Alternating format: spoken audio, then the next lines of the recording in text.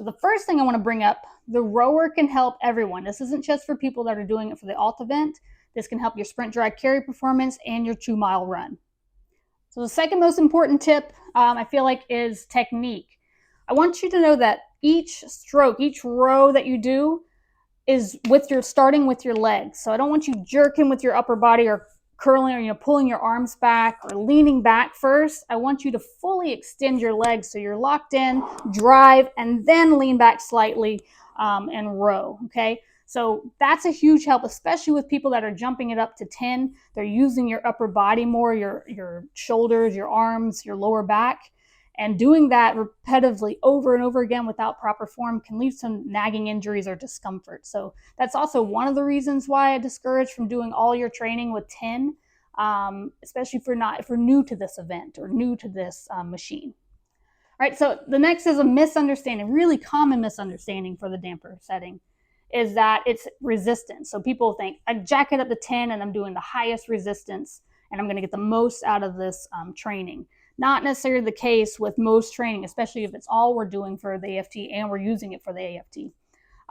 Can you pass it with a 10? Absolutely. Is it the best thing for you? Maybe not, okay? So my tip is to find what works best for you with proper form and technique. So I want to decrease any chance of injury or discomfort and improve your performance, okay? So you might be doing it at a 10 and passing it, but it's a struggle, and it could be easier if we dropped it down to a 7, 5, or a 3, okay?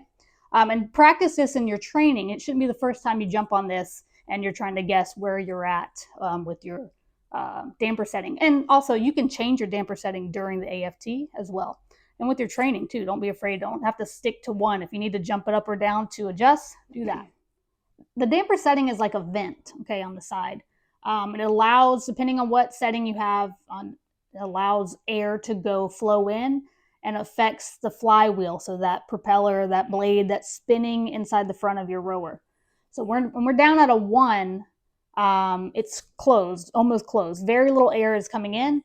So there's not much stopping that flywheel to move. So it's going to spin the fastest at 1. When we jack it up to 10, now we've opened it up more and we're allowing a lot more air to come in. So it's going to slow down more quickly, okay?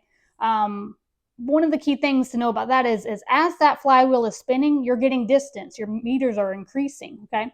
So during your recovery, when you're coming back, if that flywheel is slowing down faster, you're potentially losing out of meters if you have it at a 10 than if you had it at a 6. You might be getting more distance per stroke. So you're rowing more efficiently for that event. So the main point is become more familiar with the damper settings and find out which one works for you. Some people might perform better, a little bit higher, and some people a little bit lower. And focus on your technique. So the more comfortable and the more knowledgeable you are on this machine, the better your performance will be for the AFT and the more effective your training will be.